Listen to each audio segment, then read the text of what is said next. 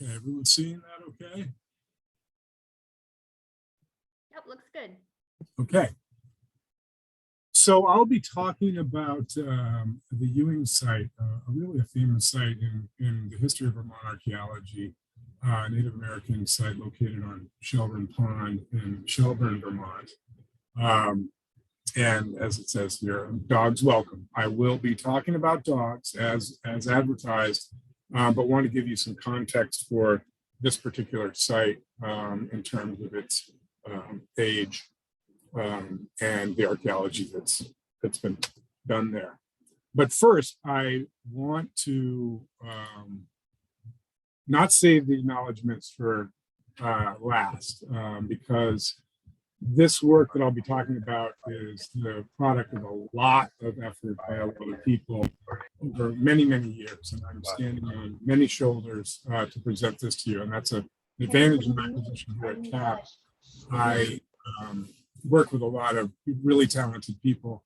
And in this case, you know, this work at Ewing has been going on for decades, long before I arrived on the scene. And we're really getting now to that point where we're being able to publish some of the work and discuss it.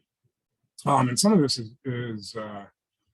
was the work of the late James Peterson, a mentor of mine who did work, as I'll discuss briefly, at the site, but before his untimely death, roughly 15 years ago or so, Jim was working to wrap up the archaeology and the collection analysis on Ewing. And so this work that I'll talk about tonight is in part, you know, trying to carry that forward as Jim was doing. Also, the Ewing family, who allowed the work on the property, and even Peter Ewing participated in one of the field schools there. The Varney family donated the collections of Ken Varney to the university. The VAS, of course, for hosting the talk tonight, and also for providing funds to do some radiocarbon dating that I'll talk about tonight. Ian Deschmuke and Jeff Robinson graciously edited some of an article that we published last year on the faunal remains, or the food bone remains from the site. American Museum of Natural History, we borrowed skeletons from them that were very helpful, including a wolf skeleton. Fish and Wildlife provided expertise. We had our dentist on the case, veterinary consultants included, as we'll talk about some of these issues that we come across. And most importantly, Nanny Carter, our zooarchaeologist, who likes to work in the background, but I'm putting her in the foreground tonight because this work that I'll discuss is largely her efforts, thousands of hours, you know, often uncompensated, working, toiling at these collections. Nanny looked at 18,000 specimens from the Ewing site to come up with some of the summary work that I'll show you tonight. And the comparative collection shown here that we have, Nanny has built over years, which is essential to zooarchaeological analysis, basically taking archaeological food bone fragments and trying to determine what species they represent, or at least what class of animal they represent. And Nanny is shown here working with the comparative collection and fragments from the Ewing site, which is incredibly well preserved. And this is a rarity that I'll talk about a little bit too, that the Ewing site presents. Just some geography for those of you who are not local to Vermont. Shelburne Pond, located in the Champlain lowlands, not too far from the shores of Lake Champlain, and also not too far from the Green Mountains and the foothills of the Green Mountains. So in this area, it was right on a north-south corridor for Native American habitation, transportation, and movement throughout the landscape. Shelburne Pond drains into Muddy Brook, as you see on the topo map on the right, and that in turn drains into the Winooski River, one of the major watersheds of the Champlain Valley. Shelburne Pond, one of the densest zones of archaeological sites known in Vermont. The shores of Shelburne Pond, which is now largely preserved area. The shoreline dotted with Native American habitations representing thousands of years going back almost 10,000 years minimally in terms of what we know. And this was obviously a very attractive area for a lot of reasons, natural area, food resources, et cetera. And I'll talk about some of those food resources in the context of this work. But about a 450 acre pond, so not a huge pond, but a sizable pond with a very shallow depth of about 25 feet. Early on, in terms of archaeological research in Vermont, identified as a hotspot, so to speak, early collectors were out at the site, and this was due in part to the density of artifacts and their visibility kind of on the shoreline and near the ground surface, but also the preservation. There was extraordinary, in part due to the limestone bedrock. That certainly contributed to the preservation of the food remains, the food bone that normally in archaeological sites in Vermont just does not preserve at all. We have highly acidic soils that the food bone that normally would be disposed of by native people disintegrates pretty quick. And so we are left with typically stone tools and fragments and sometimes clay pottery, but some of the sometimes more interesting artifacts and ecofacts don't preserve to be studied. And the first archaeology was done by collectors, non-systematic archaeology back in the 40s, associated with the Vermont Historical Society. There was a publication done that described some of this and described some of the amazing things that were recovered, but this collection has not been located. And then in the 60s, amateur archaeologist Ken Varney began excavating at the Ewing site, and he was very systematic and took very detailed notes. And as I mentioned, his family donated the notes and his collections, which is wonderful. Some of the things relative to the food remains, we don't really know what he did screen the site, but we don't know what size screen he used, and he was selective in terms of what he kept relative to the food remains, but we did see a lot of data coming out of the Varney collections from the site.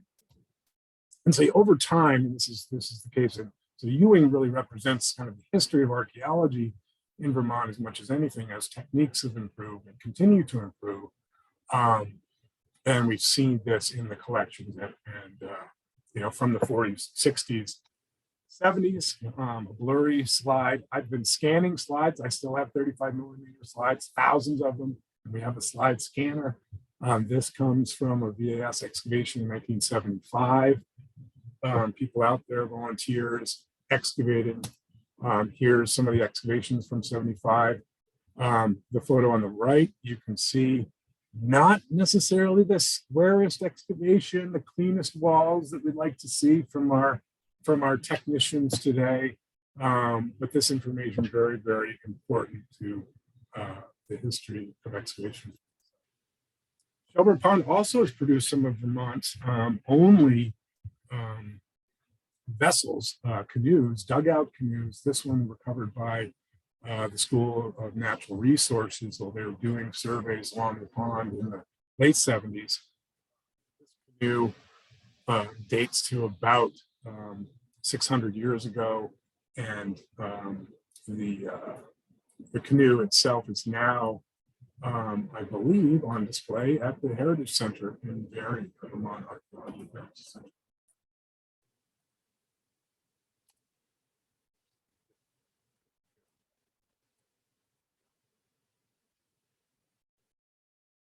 See them loading it into the vehicle. This is, once you take a wooden object out of the water, it tends to degrade pretty quickly, but this one is still in pretty good shape, remarkably.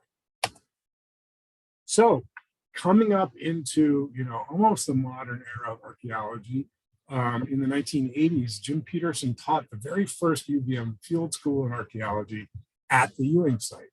And you can see students out there. And this was a very controlled excavation in very small. Jim excavated in 25-centimeter subunits, and really teaching the students excavation techniques, but at the same time doing a very careful excavation at this non-depositional site. And I'll talk about that and the complexities of that. Here is a backfilling at the site of these trenches, and I'll show a couple of pictures of at that 1983 field school. But this picture is important because we have Michael Heckenberger, now a professor of anthropology at the University of Florida. This was his field school and his introduction to archaeology. And there's another couple, like Bob Bartone, who is also an archaeologist working in Vermont, works for the Northeast Archaeology Research Center in Maine, also is in this field school. Every one of the field schools taught by UVM over the years has produced at least one professional archaeologist, and yours truly included. Mine was a few years after this. Here's some of these trenches showing what this site looks like. So this is non-depositional, meaning that there hasn't been anything to cover up the remains at this site since the occupation by Native people. In terms of there's no flood deposits or mudslides or anything like that. So all of the artifacts are relatively close to the surface. They've been moved around by bioturbation, roots and rodents, and also cryoturbation, freezing and thawing activity. But you can see there's a lot of natural rock material, but also cultural material that's been deposited in here. And so this makes the sorting out of occupations over time very, very complicated. This site has occupations dating back 9,500, almost 10,000 years ago. And all of this is within that very, very shallow, about 18 inches or so, a little bit more of sediment and cultural material. So we've tried to separate out a sort of earlier and later period, but it's really difficult in this context to sort it out without those sort of temporally diagnostic tools or types of lithic stone tools that have associated dates or radiocarbon dates. And in this case, we've actually radiocarbon dated directly food remains. So that's been very exciting part of what I'll talk about. Just a brief look at this range of artifacts that really does help us anchor the occupations here, going back as early as the early Archaic. There are Paleo-Indian, the earliest human occupations of Vermont are represented elsewhere in the near region around Shelburne Pond. These spear points date to that early Archaic period. There's a really strong occupational episodes during the early portion of the late Archaic period, beginning about 6,000 years ago. These side-notched Otter Creek points are a style that dates to that period. And then we have occupations, going up into the late woodland, and even more recently, the pre-contact and even more recent contact in historic periods at the site. Here's some clay pottery, decorated clay pottery dating to the late woodland period, which goes right up to the time of Europeans' arrival in Vermont. But we really have a solely native history here at this site with very little evidence of occupation by Euro-Americans subsequent to or during the same time as Native people were using the site, over the same site over thousands of years. And this makes this very, very interesting for us. Also groundstone tools, including some plummets at the top, those knobs on the top tied off to line weights or net weights, probably used for fishing, very obvious activity given the proximity right alongside the pond. Also bone and antler tools from the Ewing site. And this is getting us closer to the focus of the talk tonight, the food bone remains and plus. and the hero of our story, Nanny Carter, and the work I'll talk about now, summarizing some of what she learned, and collectively we've learned from her analysis of this food bone remains. And I'll go through some of the species that she's identified, various categories, and then I'll talk a little bit about the more detailed research that's being done. So, starting with fishes, a pretty wide variety. See the vernacular name in the second column there. Variety of fishes, a lot of catfish species. Those are maybe overrepresented because they're easier to identify in terms of their sort of diagnostic elements. We also have an issue potentially with fishes being underrepresented because of preservation issues. Fish bones are not as dense, obviously, as some of the mammal remains. But we do have this variety of fish, and Shelburne Pond is still noted, by Fish and Wildlife as a fishing locale, and clearly Native people were fishing while there. We have the evidence in the food remains, and we have those stone tool evidence as well. Even have representation from amphibians. Some of these could have been food or incidentally included. The reptiles largely focused on turtles at the site, and these species all identified again by Nanny Carter.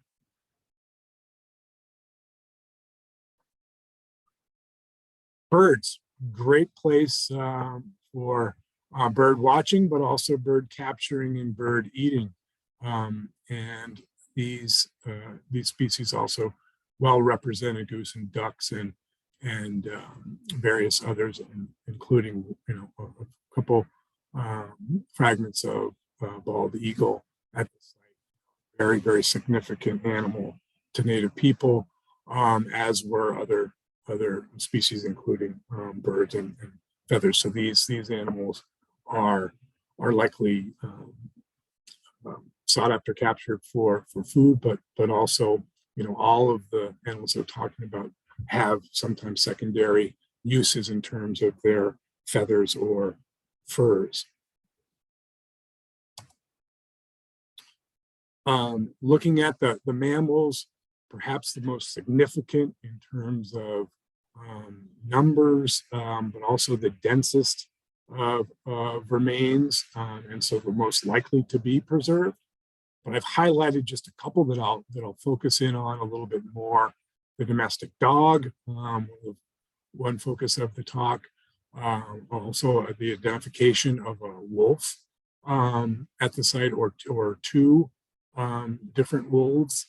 And the most significant, I think, contributor to the food diet represented at the site, the white-tailed deer. And this is, some might say this is expected, at every Native American site, but this work that Nanny has done really kind of puts a finer point on how important white-tailed deer were to the diet, certainly at this site and others. And some of the remains also tell us a bit about seasonality, when the site was occupied, and based on a combination of evidence coming out of the faunal remains, it looks to be a fall-winter occupation, which sets us up for a discussion about what people were doing, why they were returning to this site, and the sort of conclusion, or one conclusion, that this was a hunting camp, and particularly a deer hunting camp. Kind of summarizing this information, looking at all of these categories kind of reduced in, also summarizing them in terms of biomass as we think about what contribution these animals may have made to the diet, thinking about the sort of the caloric potential of individual animals to the diet and looking at that in a collective way to sort of see what are the larger contributing species represented. We have a very low contribution from fish, and I think talking even with those caveats related to preservation, despite its location right on the pond, it was not the sole reason people were camping there, which might have been an assumption by archaeologists prior to this work.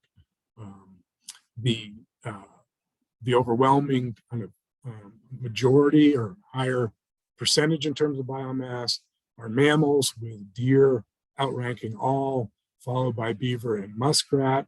Those three are the largest contributors, with deer contributing an overwhelming percentage. I think I'm just, yes, over 70% of the total biomass of mammals. Biomass total. This is some other work Nanny has done, sizing, looking at the deer more specifically, using one element of deer to figure out, based on comparison with modern hunting and fish and wildlife data for sizing deer. And this is showing the specimens and the estimated kilos associated with these, and plotting out, you can see the average adult female today, about 69 kilos coming in here. The average adult male, about 100 kilos. That's about 220 pounds. And then you see some of these outliers from the pre-contact era getting up to really large deer that just have not been seen in Vermont, likely since the pre-contact era.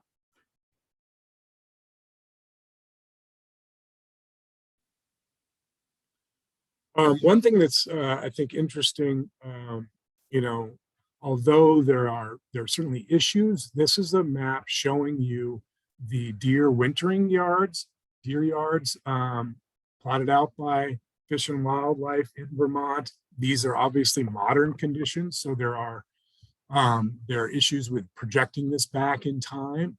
But you can see Shelburne Pond there, and one of the largest deer yard in Chittenden County is located just to the east on that, around that in the St. George area. And this is interesting. A researcher years ago, Doug Frank, actually wrote an article about why we should be able to project modern deer yards back in the past. And his rationale was that the modern deer yards and pre-contact deer yards are kind of reflecting the same kind of natural background, and that's related to soil types. And so you have sort of clayey, siltier soils that don't allow for large growth, canopy growth, and they end up creating a lot of browse area for deer. And these tend to correlate with modern deer yards as well, these soil types, as they do here in this region. And so one explanation for why Shelburne Pond, why come back to the Ewing site, over time, so many times. And one explanation could be indeed that we're setting up here, and this was a deer camp forever, and a deer camp returned to over and over again because of its proximity to good hunting territory.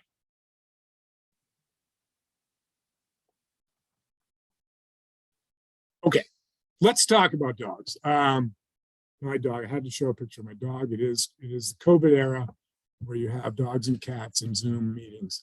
My dog Addie on the right, and a friend's couple shepherds on the left. So going back to what we know at present, and this in archaeology, as all things, is changing all the time with new information, better techniques, new sites. But basically, in a quick nutshell, the earliest probable evidence for domesticated dogs dates back to probably 36,000 years ago. This is debated heavily. Dogs are a big topic in archaeology, but going back and likely domesticated in a region that's now roughly where Belgium is. But what is clear from that point onward, there's a very close relationship between dogs and people. And this is plotted out. This is a very interesting article that came out last year that really shows that, based on DNA, the dog DNA tends to split and branch out at the very same time human DNA does, such as the migration of people from Asia into the Americas.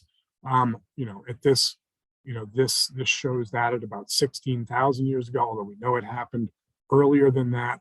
But this does show that there's a pretty clear parallel in terms of the distribution of human populations and separation of them and their dogs going with them. And so that puts, pretty confidently dogs and people together as soon as they were here in the Americas.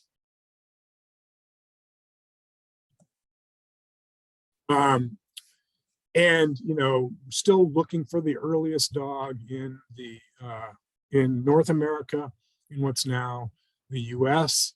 Interestingly, in this I bring up because a former UVM field school participant and still archaeologist participated in this, a guy, Rob Ingram, along with researchers at the University of Maine, studying paleofecal matter, coprolites, from the Heinz Cave Preserved. We never find these coprolites in Vermont because of preservation, but boy, do they have a lot of information. The last meal, and in this case, the last meal of this individual actually contained a domesticated dog fragment, a skull fragment that the human had consumed, native person, before leaving it in the cave.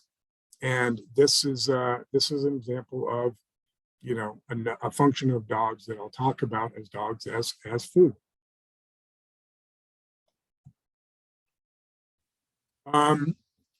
So using some of this archaeological evidence, from around the world, but also combined with ethnographic evidence, that is evidence of modern peoples studied in a very systematic way, looking at how people living today in traditional economies, indigenous peoples work and live with dogs. What functions do dogs serve in those contexts? And it's pretty clear that there are a variety of ways that this happens, and a variety of ways that dogs have served their human communities as hunting and herding aids.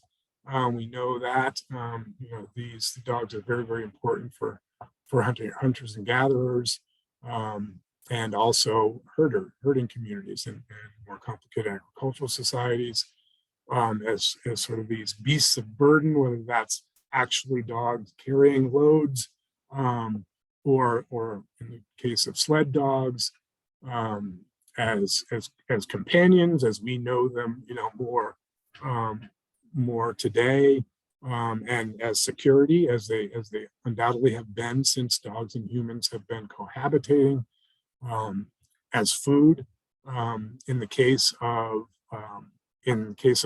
human need for food, but also in the case of dogs that have reached the end of their lives and have been consumed as a way to remember them, or as a way not to waste the food resource, as a raw material for tools and clothing, and as objects of ritual significance. It's pretty clear that the human relationship with dogs gets into the area of ritual significance and symbolic meaning too.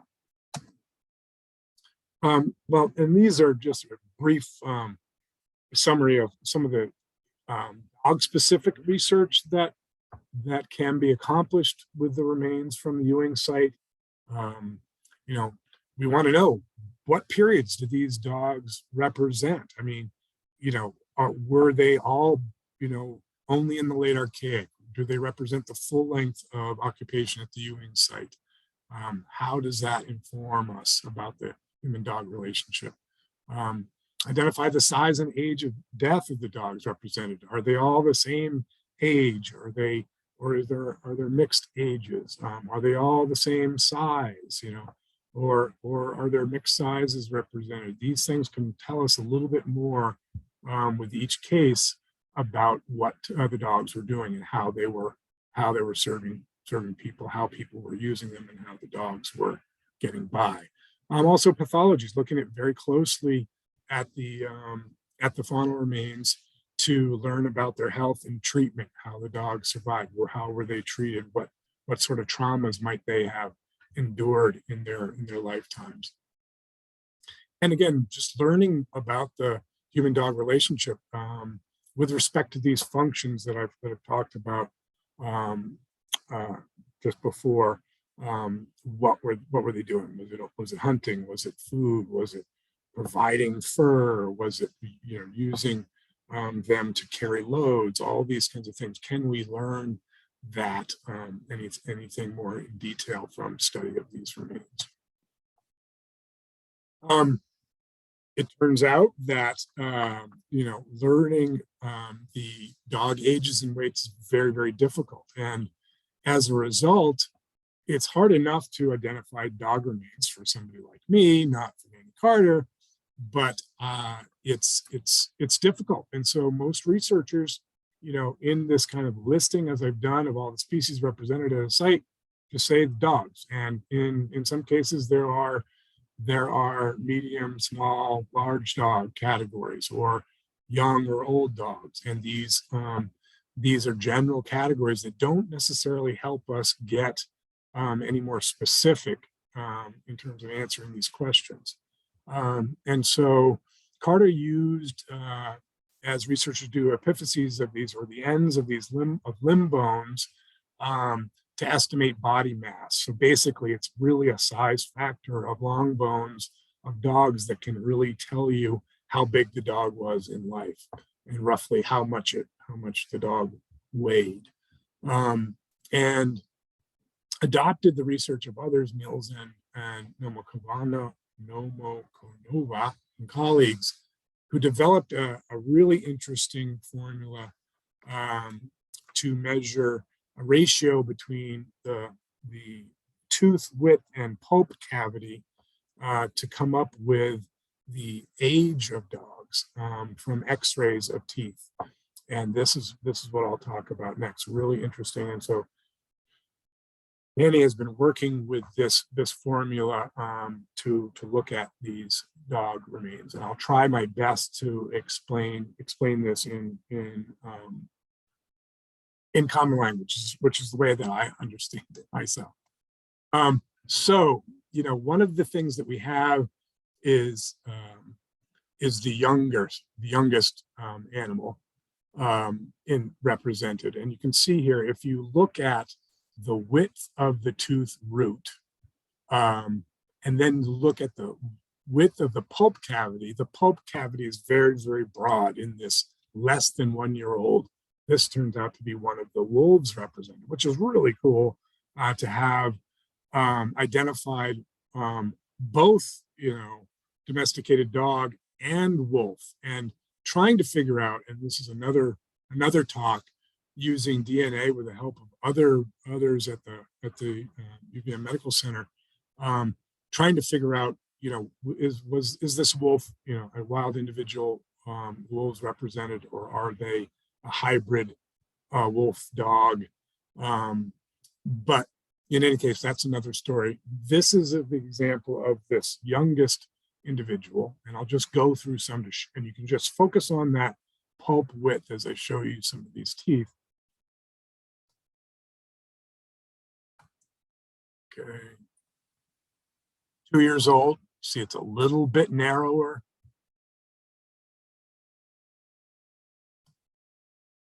2 to 3 years old, narrower still, closing in. 5.5 years old, still even narrower. And then the old dog in the sample, a canine with a very, very thin pulp cavity, almost completely closed out. And this technique, which is based on a sample of known age dogs from a veterinary context, creates your baseline that you can then compare the archaeological samples to. The limitations of this at this point are that known dog age sample is pretty small to work with, and so knowing what breeds are represented is also important. And there's a different ratio for different teeth.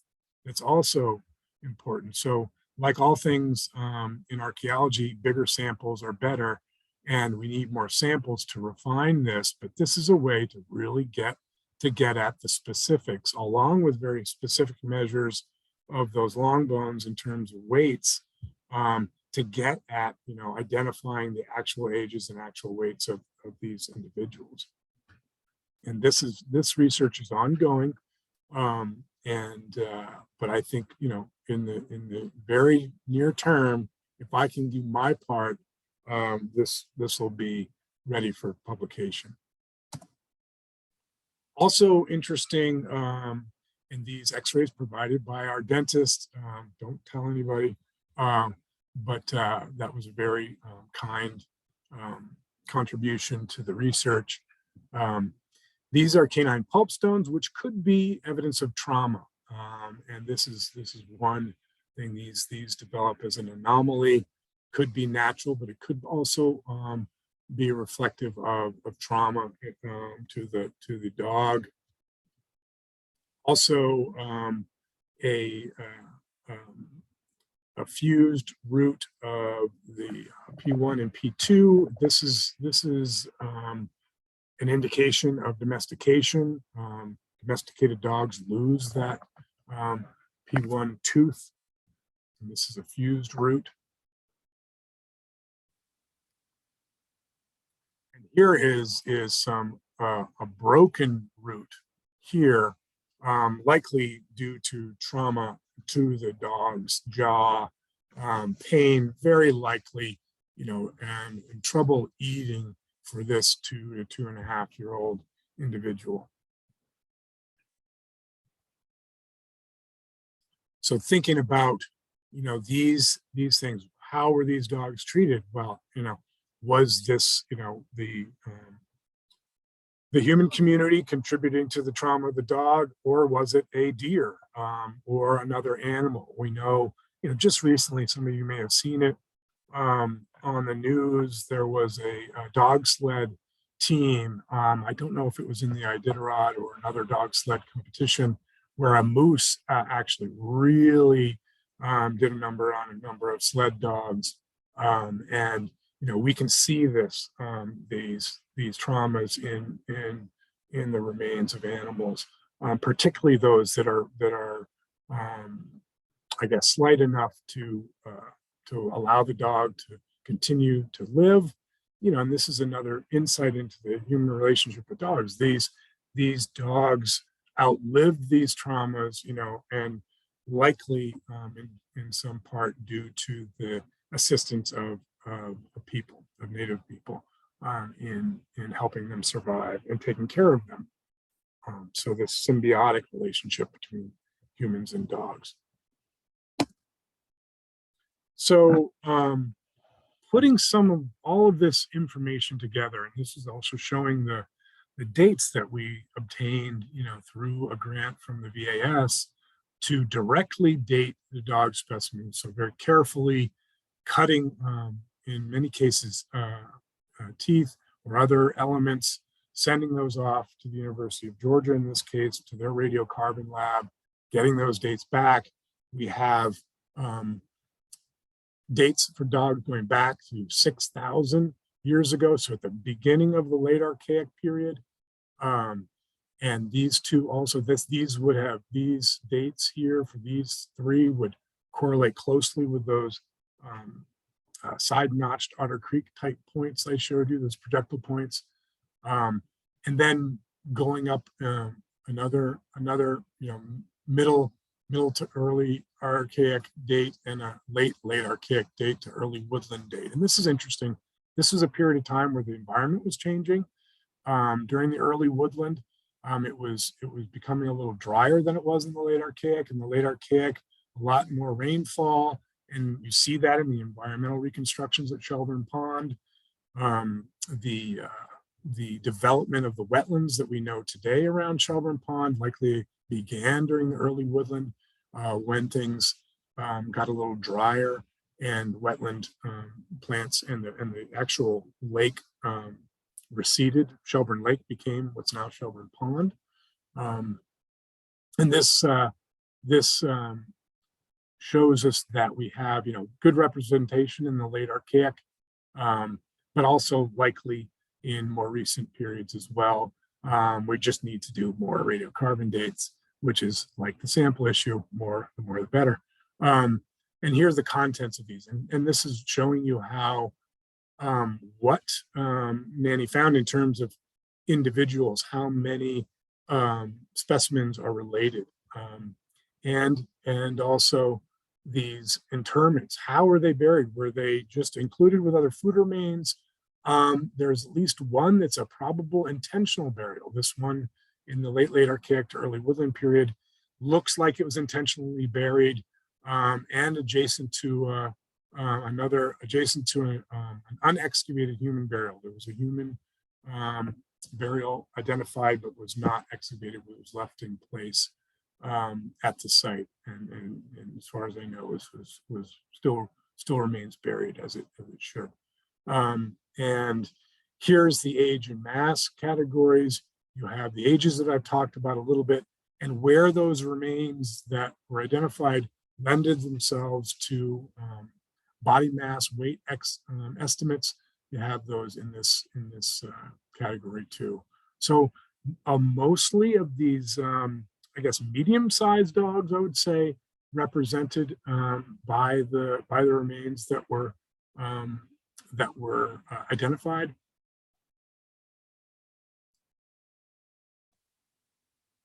And one of the more recent dates on the that we obtained was for probable wolf, dated to really recent, really on the late pre-contact, right on the eve of European arrival. And so this is really interesting. What is the, what's the wolf doing there? Was the wolf hunted? Was the wolf kept also as a quasi-domesticate? Were these remains simply curated because wolves were important to people and they happened to end up in amongst the food remains? These are open questions, but we know that Native people here at this time, and we have wolf remains coincident with that. Other dates from Ewing Site fauna are coming to light. A Middlebury student, Audrey, I spelled her name wrong, it's HSI, Audrey C, has done a project looking at beaver and, looking at beaver DNA and beaver dates, and they've dated several beaver from the Ewing Site, also showing this occupation of the site, like the wolf, coming right up, from late pre-contact right into the historic period. And again, this is with an absence of historic materials, Euro-American materials. This is a this is a native site that was used, beyond likely the time of European arrival in Vermont, and also in the case of her research, beyond the time that people thought that beavers were extirpated from Vermont by Europeans. And so this is going to add a little bit of data to that question of whether beavers really were wiped out by Europeans, or if that is just sort of a myth of sorts. They were certainly depopulated, but whether wiped out is a question, open question. So what do we have? What's the sort of the summary results? of this in terms of the function of these animals. We don't seem to have the size evidence for animals carrying loads or dog sled animals of that sort. So we may be able to exclude that as one of the roles of dogs at Ewing. We certainly have evidence that these dogs were consumed. There are cut marks on virtually all of the dog remains, showing that they were butchered for food. Sorry for the photo for the dog lovers, but dogs are an acceptable food in a lot of the world today, and it's different, obviously, from our Western concept. And we have to, with that butchering techniques that in some cases would be right where you would be, you would make the cuts to skin an animal for its fur. Here shown a dog owner that's making a sweater out of her dog's fur, which is apparently becoming common. In this case, I believe Native people were using those skins for clothing and bedding, and I think we certainly have evidence for that. And I think there's obvious evidence correlating the hunting evidence that we have from the deer remains and the location of the site. There's certainly evidence for, as shown here on Annie's photo, of Somali hunters and their assist, Somali hunter and dog assistants.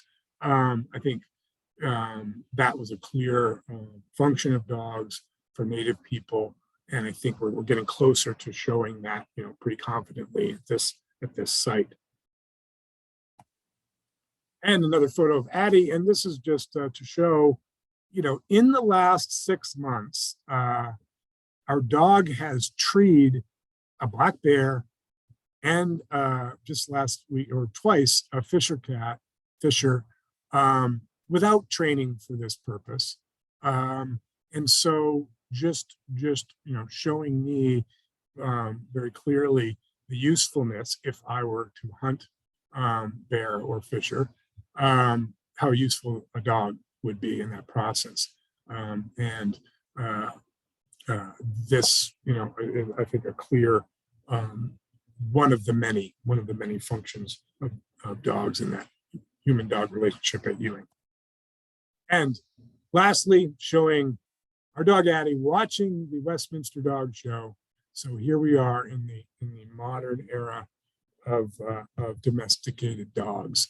But that's all I have for you. Thanks very much. And again, please, we've got some time. I'm happy to answer questions, and I'm happy also to receive emails later on. I will stop sharing my screen. Great. Well, thank you so much, John. That was excellent and such fabulous work by you and your team, especially Nanny Carter. And I think we all appreciate the role that Addie played in Muse there for you as you worked on this paper.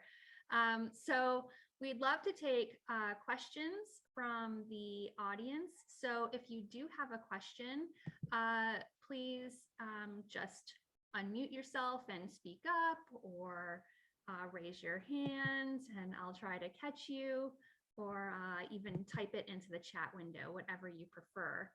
While you were speaking, John, there was a contribution made in the chat window by Dick Bover, and I was wondering, Dick, if you're here, if you wanted to maybe expand upon this or share what you were thinking.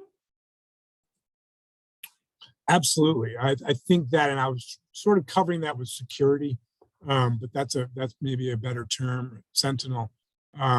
Clearly that would have been, super important, particularly, when you're talking about wolves, and or bears circling your camp. Undoubtedly, dogs are important in that regard. But it's hard to excavate that, I guess.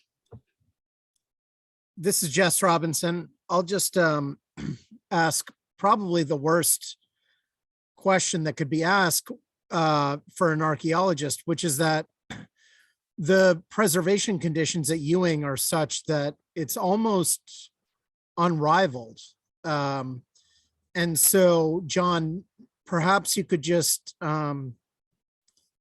expound or extrapolate on what we might be missing at other sites where the preservation isn't as good. Is this a unique locale, or is this something that if the preservation was better, we'd be seeing much more commonly? Great question. This is something that Manny and I have talked a lot about. As she's got, the primary look at many of the sites we work on, and out of hundreds, we may have just a small amount of preserved bone, and to preserve it, much of it has to be burned to be able to endure the sort of decomposition in the acidic soil. So it certainly is almost unique. And I think if we had better preservation or looked at sites that were in similar environments that lend themselves to better preservation, i.e. the limestone kind of correlation, I think is really important in this case. So yes, I think but I still think that Ewing is unusual in a way, but perhaps not in terms of the broad scale of remains. And we've talked about this related to dogs too. Is this just a dog-rich site for some particular reason? Or would we, if we had better preservation, would we find dogs everywhere? Or is the seasonality important to the recovery of dogs at this site? Was it the fall season, when you would, basically cull your dogs because you didn't want to feed them further in the winter, or because, you were also stressed for food? Doesn't seem like they're stressed for food at the Ewing site. Or are there other reasons that this might have been a place to, bury a dog? It does seem like one of the dogs, the oldest animal, 8 years, certainly had a long relationship with people. And, that's very important. And at least one of the dogs is intentionally buried. And so, some of these things really speak to that. But I think, back to your question, this is a super rare window into an aspect of native life that we can only assume in other cases, in other state cases. And if we had better preservation at other sites, I think we'd have a very similar, just wide range of contributions to the diet and sort of windows into hunting and gathering and trapping and whatnot. Thanks, John. We have a question in the chat for you from George about whether you have any ideas about the seasonality of occupation at Shelburne Pond. And I'm taking that Shelburne Pond in general, beyond just a Ewing site.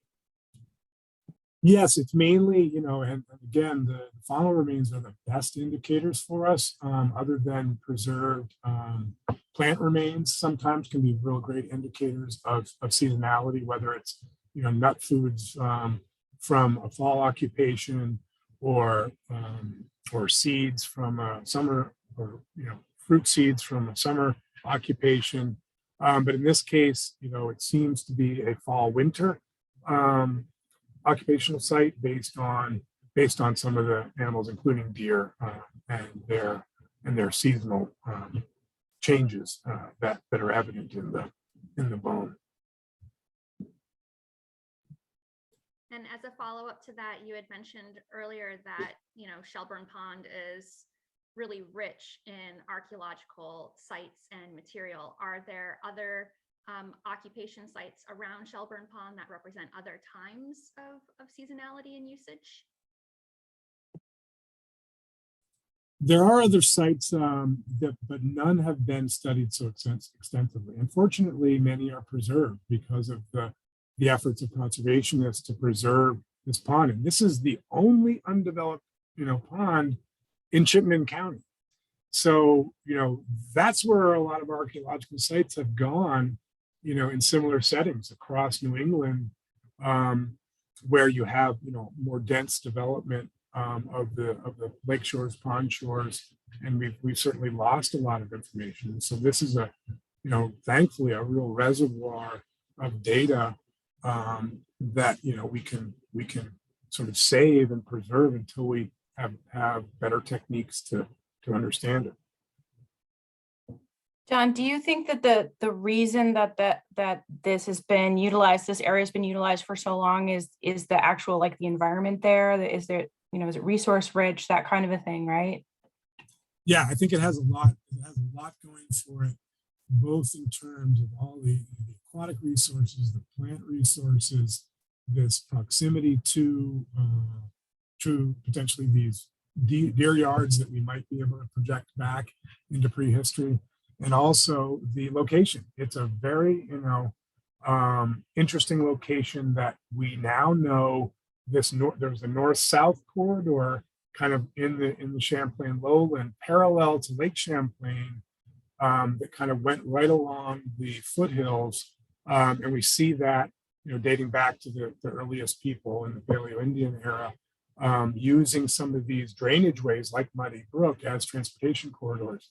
And so all these things together make this a really, a site that would be returned to over time. And I think it's the most exciting thing for archaeologists is to be at a site that has just seen people return to again and again and again. It's this sort of the archaeology of place.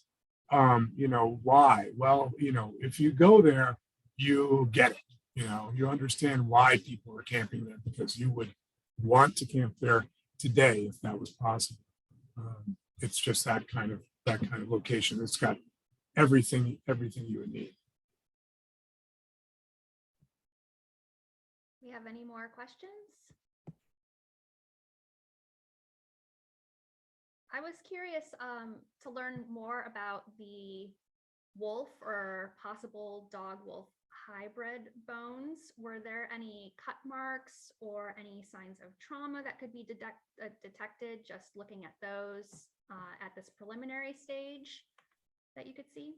I believe there is evidence of cut marks. Nanny could correct me, but the issue with the wolf remains is we just have very, very little. There are a couple of teeth, I believe, and the metapodials that just don't have enough to really, know about it. But it's very interesting, relative to the coexistence of domestic dogs and wolves during this period. And interestingly, the wolf is the most recent date of these canids. And also, interestingly, we also did some, bore people too much, but some bone isotope data came with the radiocarbon dates. But that kind of shows what the diet of the animals were relatively, sort of a spectrum in between high meat and high, plant diets. And the wolf actually has, evidence of this kind of more less meat diet, but it may be that this was a younger individual that hadn't shown it yet, or it's a function of what the wolf was eating a browser that eats plants and some of that. So you take up more of that plant isotope data, but that's something that we're going to pursue further, because I think it's pretty interesting. And we kind of assume that the domestic dogs were eating the same things that people were eating, but we can explore that a little bit more with the isotope data too.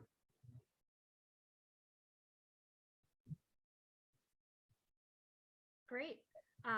So it sounds like you've got future plans for analyzing the wolf. There were some really interesting implications for the beaver data that were coming out of Ewing.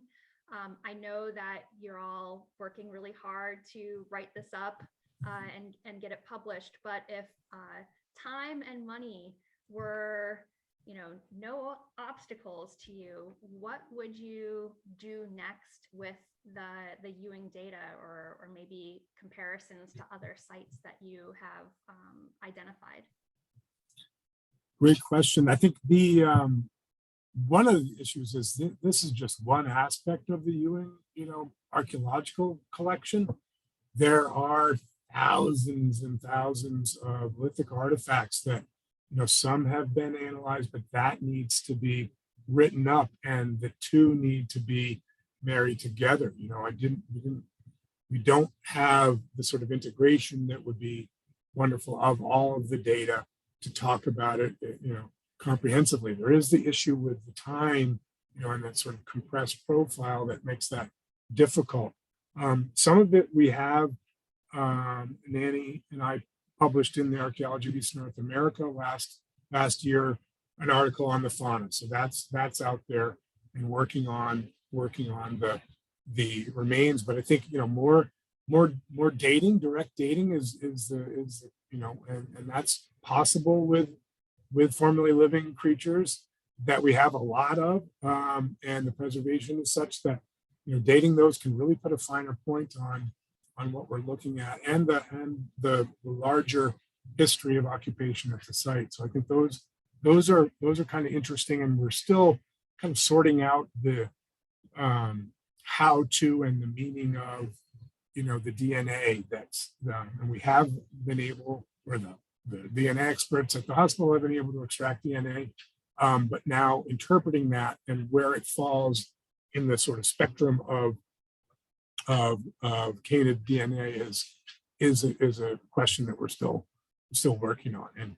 And I think developing these techniques, as Nanny has applied, working with vets to get some live data when exactly what species it is, exactly, or breed, exactly the weight of the dog, and you can get some of these non-destructive information, or getting people to donate their animals to our archaeological science at the time of death, and we can get the weight, and we can do some analysis and radiographs of the teeth that could help really refine this technique, because teeth are often some of the best preserved faunal remains because of their density, and so if you have a few teeth, you could really do a lot. Thanks, John. Last call for questions. All right, well, I've heard the Ewing site mentioned here and there over my time here in Vermont, and I so enjoyed learning much more about it.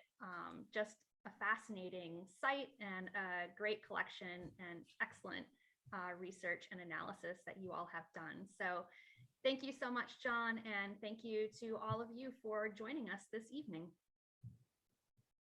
Thanks everyone for turning out. Enjoy the rest of the evening.